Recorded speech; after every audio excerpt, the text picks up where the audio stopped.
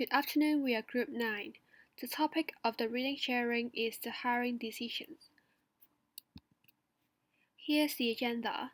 We will first talk about the hiring process, then followed by the analysis of the tests used in the selections process. Human capital is an important resource in an organization, and the first step to ensure quality of human capital is through hiring. There are 4 hiring processes in total, including recruiting candidates, interviewing, evaluating candidates, and finally making decision and offer. For recruiting candidates, gaining access to qualified candidates is critical to the success of hiring. But first, we need to create a pool of qualified applicants by sending the recruiting message through various channels such as recruiting agency, the internet, and so on. Utilizing target and relevant channels can help ensure the high proportion of qualified candidates.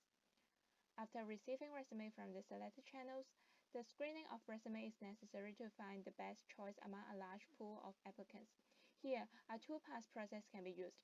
In the first pass, eliminate the resume who do not meet the basic requirements of the job. In the second pass, look for resume through various aspects such as signs of achievement and results. It can develop a list of the strongest candidates for the following process. For interviews, it helps to provide both the interviewer and the candidate with an opportunity to obtain the information they need to make the best possible decision. There are 3 stages of interview, including telephone screening, initial in-person, and second interview. Decision on the stages of interview used should be based on several criteria such as the number of applicants and the importance of the position. Indeed, there are 2 types of interview, structured and unstructured interview. Both of them have their pros and cons. However, it's probably a good idea to combine them, which is being flexible in line of inquiry while being sure that all interviewees respond to a core set of questions. This can ensure a fair and objective interview with sufficient information, which increases the comparability.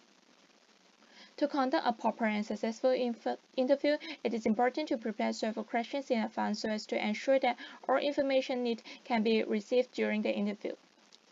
For the opening, this should take about 10% of the interview time. The goal of this phase is to make the candidate feel comfortable to open up and establish a relationship with them.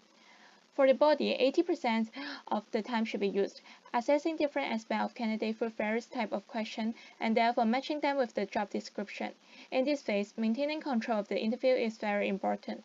Ask most of the questions and do most of the listening, in which listening should be account for 80% of the time. Remember, the goal of this phase is to maximize the information gathered to evaluate the candidate.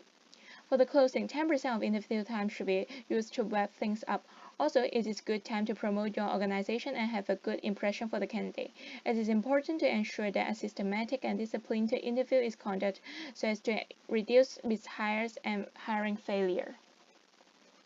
The third stage of the hiring process is to evaluate the candidates. Once the interviewer has finished meeting all the candidates, they must conduct an objective evaluation. A decision-making matrix is helpful to compare the candidates to one another by completing the form after the interview for each candidate as well as for each position. Then enter the score for each key areas. Summing up all the total scores and review the notes for the interviews can help to reduce the chance of making a non-objective evaluations. There are some evaluation mistakes often taken by the interviewers. For example, they tend to be influenced during the assessment with the personal bias, such as maturity and particular experience. They may also only focus on 1 or 2 key strengths and overlook the absence of others, as well as to make the assumptions that some graduates for certain institutions are better qualified. As a result, reference check can help to eliminate the mistakes before making offers by verifying what the applicant has told about their job's experience. Also can learn about their successes, failures, strengths, and weaknesses. Moreover, it can also assure the hiring company that the job candidate has truthfully represented his positions, work experience, and accomplishments. There are some tips for managers or recruiters to do the reference check, such as conducting the reference check by telephones that can tend to get back more response. Also, to take a time to build a rapport with the reference that can help him or her to make comfortable with sharing more information with you. Also, to avoid asking fake questions. These are some useful ways to help to get back more information for the future decision making. After recruiting the candidates, conducting the interviews with them, as well as to evaluate their performance, recruiters might already have enough information with the previous stage. They can finally make a fair and objective hiring decisions for the particular role. Next would be the consequences of inappropriate hiring process. Study shows that there is different new hire failure rates across different job levels. It is inevitable for having inappropriate judgment during hiring process, but how will the enterprise react? When enterprise hire disqualified employees, they usually have two methods to alleviate the problem. The first one would be retraining. Enterprise will provide on-the-job training to those employees, equip them with task-fulfilling abilities. Second, it will be amending the hiring process. Companies will re-evaluate their hiring process, for instance, double-checking if there any essential KSAOs has been omitted or tested mistakenly. But how companies decide which methods to use? For scenario 1, cost of retraining staff is higher than the cost of refining the hiring system. For example, a disqualified accounting officer's required accounting-related knowledge enhancement, which should not be trained in the workforce, and lots of administrative trainings are provided at the beginning of work. Besides, there might be no flexible resources like a mentor to assist and provide trainings all the time to the employee. There would be a higher willingness for the companies to evaluate their hiring process to find out whether they have omitted any accounting certificates or related KSAOs, then proceed a replacement on the position. For scenario 2, if the cost of refining the hiring system is higher than the cost of retraining, the organization will have a tendency to prefer providing on-the-job training to the employee instead. Besides the dominant choices mentioned, sometimes the company should consider the severity of job misconduct. When the repercussions of an error are relatively severe, which may easily leading to death, injuries, or widespread property damage, for example, jobs like pilots, chemists, it is not likely for the company to provide on-the-job training for disqualified employees. However, entry-level jobs which may mostly trigger minor errors are allowed to have on-the-job trainings to improve work abilities. With references to the reasons stated above, employers embrace testing. In this part, we will discuss about what construct should be measured in the selection system. Should the selection process include a single measure of cognitive abilities, personality factors, or physical abilities, or measure of more than one of these constructs? There are many legal and professional guidelines, and make it clear that tests measuring only the important KSAOs that are needed at the entry of job should be constructed. For example, if math and reading are important KSAO for completing tasks on a job, the job incumbents are required to have these KSAO when they begin work. However, for example, a math test administered on a computer might not be appropriate if the job does not require the use of computer. If a computer test is used, the test administration should begin a tutorial of computer function that makes the candidates have sufficient knowledge of taking the task. Some important constructs are difficult to measure accurately. For example, highly predictive measure of an individual integrity and also organizational constraints such as if the employer can only administer computer-based tests over the internet, a direct measure of oral communication skill or physical ability will not be possible. There are different opinions from different parties about the number of KSAOs to be measured. From the SIOP principle, it stated that the measurement of all the important KSAO is not necessary because the job analysis is more important, while some suggest that using a guide of measuring KSAO that link to at least 50% of tasks. We've referred from the practitioners in the US since the cost opinion have varied, so there is little guideline can be gleaned. For the organizational practice, organizations have different views on the number of KSAO to measure. For example, the organizations that are focused on the cost effectiveness of their selection process attempt to control the cost of test development and ensuring each measure adds substantially to the overall validity. In contrast, the organization focused on legal defensibility have different idea. At last, organizations should balance their need to find out the best KSAOs they needed to measure for job increments. When organizations identify the constructs to be measured, they should determine the best assessment to examine them. Test users should consider these measurement alternatives against the following criteria. Timing means how quickly can managers arrange the test. As most organizations are lacking current selection program and would like to generate a new one quickly, therefore the off-the-shelf tests are likely to be employed by the organization with the immediate need for as it can be quickly validated via generalizability study or content-oriented validity strategy. For the group differences, all organizations desire workforce diversity, and they hope to avoid eliminating members from protected groups to avoid the potential legal issues. Therefore, these organizations concern on group differences in test scores. Organizations usually determine group differences or adverse impact using the parameter with regards to the uniform guidelines or simply compare to group selection rates using the statistical method. Considering the alternative or selection procedure, another standard to measure the contract is to consider alternative selection process. In this stage, organizations will compare various measures, combinations of measures, methods of making selection decisions to assess which methods achieve greatest validities with least group differences, and they will go through the following process.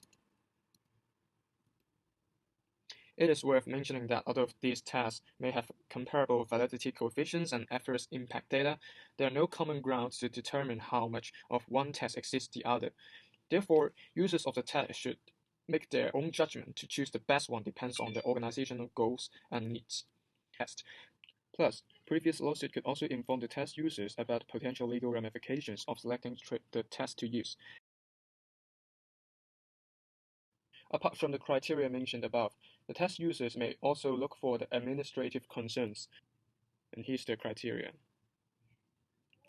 For administrative personnel, test users should consider whether the personnel required to administer and core the tests are cost-effective.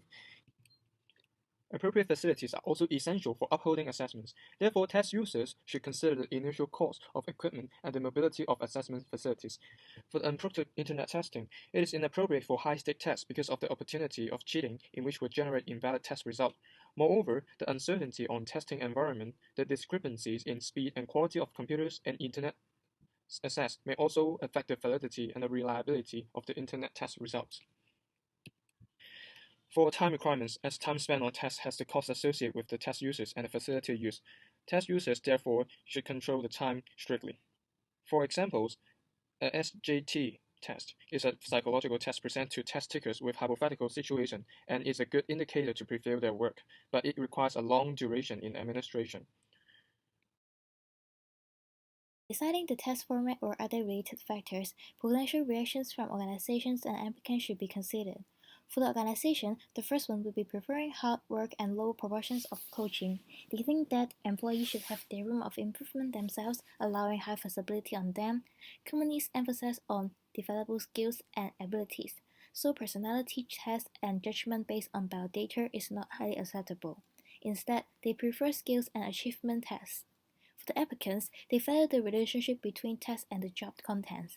If they perceive any unfairness or unpleasant situations, candidates may withdraw from the selection process, spread negative reputations for the company, or even file lawsuits if the situation is serious.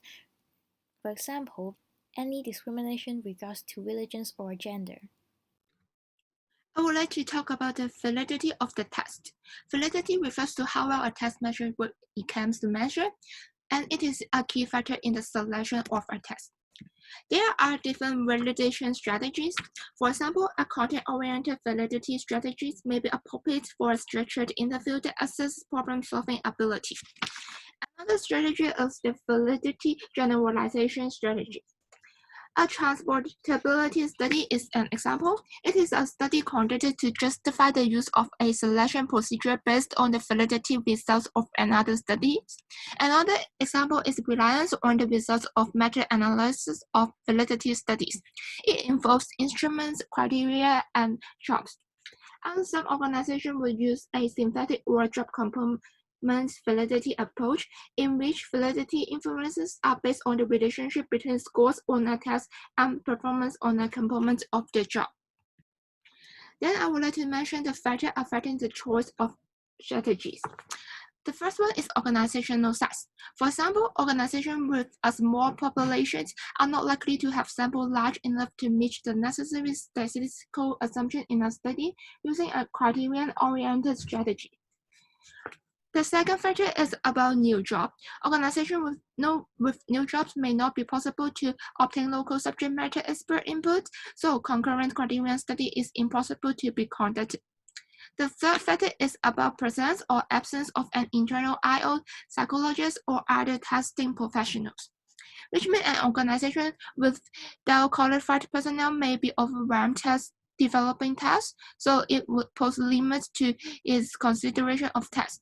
And the final factor is about the consequence of the participation of employees. For the cost of test development, time cost is one of the considerations, which means employee participation in job analysis and time. It is time consuming for retrieving archival performance data.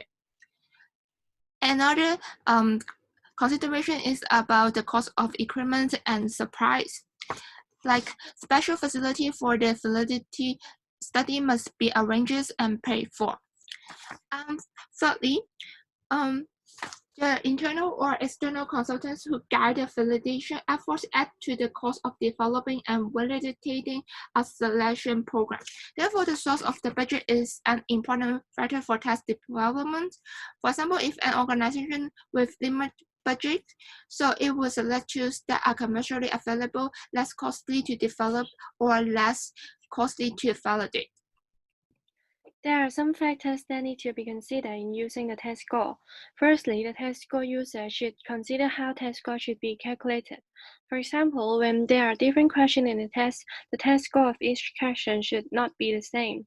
Another factor to consider is the form of presenting the test score, like presenting the score in raw score or percentage score. Also, it's important to consider the type of test to be conducted. For example, a packaging manufacturer should be tested with the speed of packaging instead of the power of solving problems. Finally, the test user should consider the purpose of different test scores. For example, giving a number of correctness in the test can determine the ability of some knowledge of a candidate, but not its personality. The test user should also consider to use the test score individually or not. The multi-hurdle approach means that to use the score individually, applicants must pass each step in the selection process so as to process to another step of the interview. A common usage of this selection process is to hire a management trainee. For compensatory approach, it's a combined test score. Applicants have to complete the whole selection process and add up all the score in each stages to determine their final result.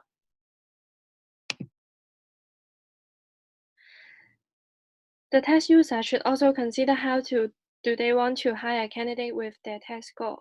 One of the strategies is the top-down selection. It means that the candidate scores are ranked from the highest to the lowest, and the organization will select from the top candidates and select down the list. This method works the best for the tests that occur not frequently and the employee in the organization are drawn from the qualified applicants. Another common strategy is the practice of setting a cutoff score. A cutoff score involves setting a passing score where candidates above this score are labeled as passing the test, while those below the score are labeled as fail. Since all the passing candidates are treated equally, it's hard to determine the difference between one another. Banding is also a strategy in defining the test score. It involves creating a range of test scores, which candidates are treated as being the same in the same range. This is similar to grouping the score into grades at school. For example, a score between 90% and 100% is considered as an A and etc. Among these strategies, the top-down selection is the best as it can truly display how candidates perform individually in the test.